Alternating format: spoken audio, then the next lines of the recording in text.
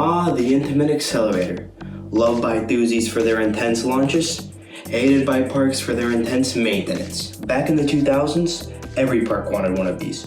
Crazy launches capable of going over 100 miles an hour, all powered by a hydraulic mechanism, unlike the usual magnetic system of the time. Nothing else could accelerate to such a speed in that short amount of time. Eventually though, parks came to realize the major setbacks of this type of launch. Cable snaps, rollbacks, tons of moving parts, and generally a complicated and hard to maintain mechanism all led to demand severely decreasing over time. In fact, no new ones have been manufactured since 2010. Recently, parks started saying enough is enough and began opting to either convert the hydraulic launch into a magnetic one or just scrap the ride entirely. In today's video, I'll be taking a look at every single currently existing Intamin Accelerator coaster still with a hydraulic launch and predicting every single ride's individual fate. For today's video, I'll be ordering the rides by opening date, from oldest to newest. The first Intamin Accelerator coaster to ever open is Accelerator at Knott's Berry Farm. When it first opened, it had the fastest acceleration on any coaster ever built, and even though it no longer holds this record, it's still one of the craziest launches I have ever experienced. Seriously, ride this in the front row. You will not regret it. However, with the great launch comes great problems for the park, and being that the park is open year-round and gets a ton of visitors, makes it so the ride needs even more maintenance. There was even a whole year-and-a-half period where this ride sat completely dormant, waiting for replacement parts from Intamin. On top of everything, Six Flags management seriously hates these type of unreliable rides. Yeah, us enthusiasts are, real upset about it, but can you really blame them? Anyhow, all these factors lead me to believe that this ride is done for within the next 5 years or so. Unfortunately, straight to the scrapyard. All it takes is one expensive part to break, one cable snap, or maybe even just a small accident, and this thing is the next Kingda Ka. The next Intamin Accelerator coaster to open up was Top Thrill Dragster at Cedar Point. However, since that's Top Thrill 2 now, we won't be talking about it. Instead, let's talk about the third Intamin Accelerator coaster to open up, Storm Runner at Hershey Park. Hershey treats this ride very well, keeping it open as often as possible and giving it some great maintenance. This ride is also one of the most popular ones at the park and is loved by everyone who rides it, which is why I have a feeling Hershey would want this one to stay around for the long run. A good way to preserve this ride would be to give it the Top Thrill 2 treatment and replace the hydraulic launch with an LSM one. The launch track is pretty long, so I think they could fit one in, and even if not, I'm sure the park wouldn't mind putting in a spike. Also, it's not like the park would ever need to remove this to get room for a new coaster. They got that whole large plot of land next to Candemonium to expand onto. This all leads me to believe that this thing will most likely get the LSM treatment. Repaint it, refurbish it, give it new trains, and retheme it to Kit Kats while you're at it. Seriously though, Hershey, keep this one around. Now, these first two Intamin Accelerator coasters that we talked about were definitely on the larger scale. However, you can't quite say the same thing about this one. Rita at Alton Towers. It first opened up back in 2005, and back then, it was definitely pretty popular, and was for its first few years of operation. Nowadays though, it's generally forgotten about due to many of the other coasters at Alton Towers. Another reason as to why it is pretty forgettable is that it suffers from many breakdowns and prolonged closures. Also, the racing theme doesn't really fit in that well with the general dark theme of most of Alton Towers' coasters. This ride's poor reliability and lowering ridership makes me doubt that the park would try to refurbish this and instead opt to just scrap the whole thing. They could instead maybe put in a more modern launch coaster in its place and give it a nice theme. Maybe that's what Secret Weapon 9 is all about. Who knows? Alrighty, so our next coaster is a pretty unique one. Superman Escape at Warner Brothers Movie World in Australia. This is definitely the most well-themed accelerator coaster, featuring a whole elaborate dark ride section right before the launch. However, the outside theming certainly lacks, and it would be really nice to see the park give this ride some love and make the outdoor theming up to par with the indoor theming. I really feel like this ride could definitely last, as the park does not get new additions that often, and Superman itself is still a very popular ride. I could definitely see the park giving this the LSM treatment, and then while they're at it, also give it some good outdoor theming. What they could also do is change the ride's name slightly, still keeping the Superman name, but making it something more interesting than just Superman Escape. Now I can bet 20 bucks that you never heard of this next coaster that I'm going to talk about. Sky Car at Mysterious Island. Be honest, have you ever heard of that ride? Probably not. I mean, I genuinely don't even know this ride's layout. Anyways, I really have no idea as to this ride's reliability, but I would assume that it's pretty bad, as Chinese amusement parks tend to not have very good maintenance departments due to poor regulations. And speaking of the park, literally the only other coaster at the park is the standing but not operating S&S Screamin' Squirrel called Mana War. It also seems like that coasters in China generally don't have very long service lives and rarely ever get refurbished or relocated. I really think it's most likely that this will get torn down, and that's a real shame because now that I actually look at the layout, it seems pretty great. I mean, just look at those last couple of airtime hills. They look like they fling you out of your seat. Alrighty, now that we're done with whatever coaster that was, let's talk about a coaster that we all probably know. Stealth at Thorpe Park. Now, ever since Dododompa closed for good last year, there's been quite a debate between this and Max Force at Six Flags Great America as to which coaster has the faster acceleration.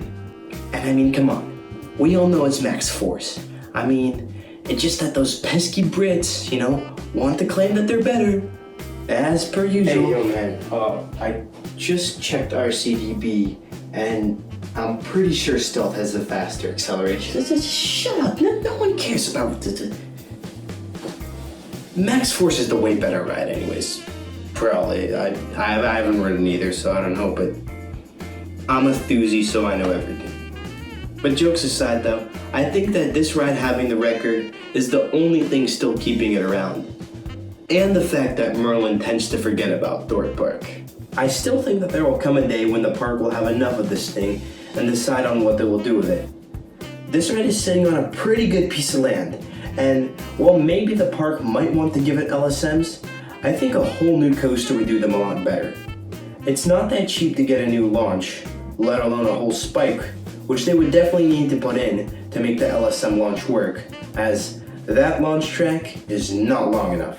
This would be pretty expensive, but not as expensive as a new coaster, but might as well just go with one since advertising a new coaster is a lot easier than advertising a refurbished one. It would suck to see this thing go because it does look very fun, but I personally doubt an LSM refurb would happen. At Thorpe Park at least. Maybe they could relocate it to a smaller park and give it LSMs there. Okay, so for this next coaster, we're going to be heading across the North Sea to Norway, where we will find Speed Monster at Tusenfryd. This definitely has the most unique layout out of all the accelerators, featuring the first ever Norwegian loop. And come on, really? Naming a coaster element after your own country? That's not even something us Americans do. At least pull off a lagoon and name it after the park. Anyways though, not only does this ride have a nice layout, it's also an icon of the park, being right there at the front entrance, which likely makes it the most popular ride at the park. I doubt Tusenfryd would want to remove a ride like this, but rather make it more reliable so it can operate more. And this is what leads me to believe that this will probably get the LSM treatment, and in fact do so in a pretty quiet manner. Nothing more than a few social media posts or anything. Pretty much no really big marketing announcements or anything. Tusenfryd just does not seem like the kind of park to do some kind of big retheme and refresh. LSMs would do this ride great, and I'm sure they can fit them in without giving this ride a spike. Great way to keep Norway's premier coaster alive.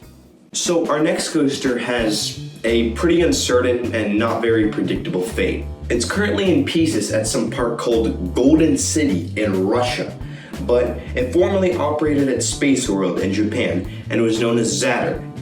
It originally opened at Space World in 2006, however, it ended up closing with the park in 2017. After the closure, Golden City bought it and relocated the ride to their property with the intention of opening it in the coming years.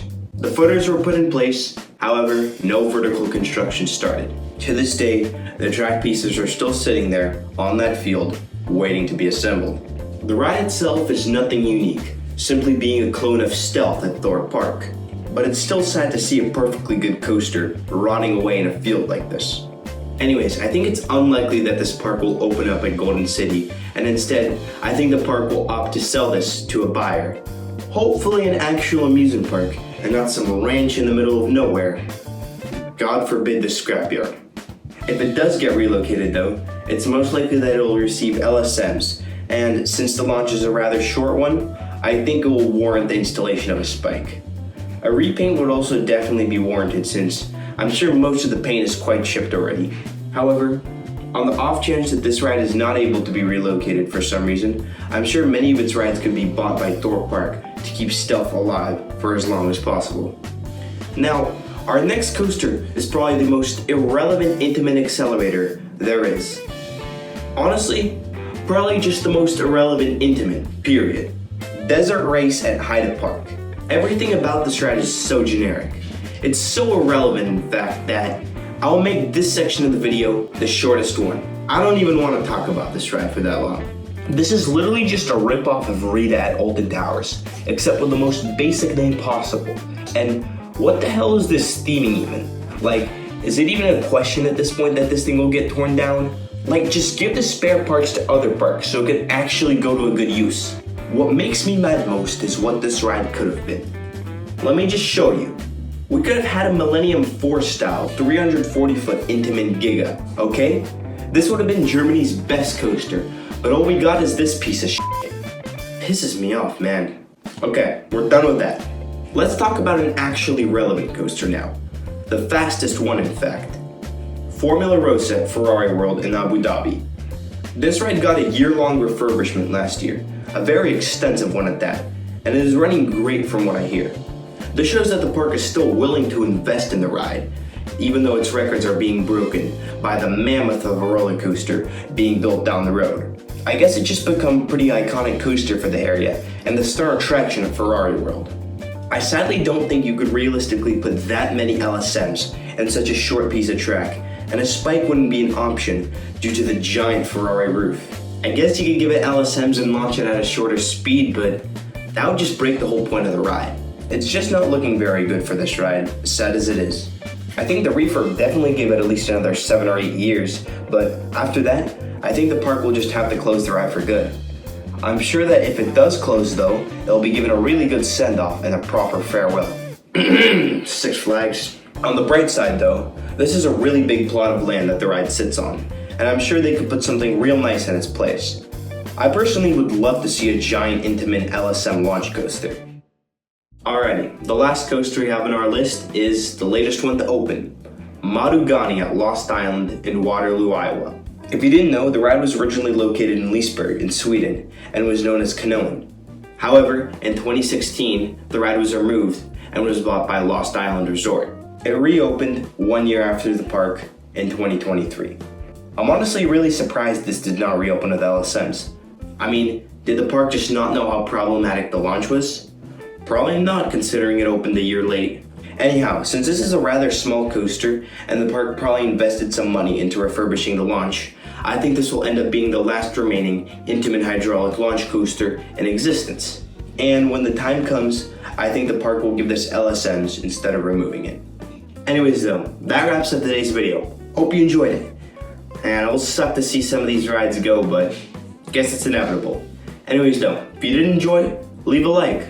Also subscribe if you want to see more videos like this one.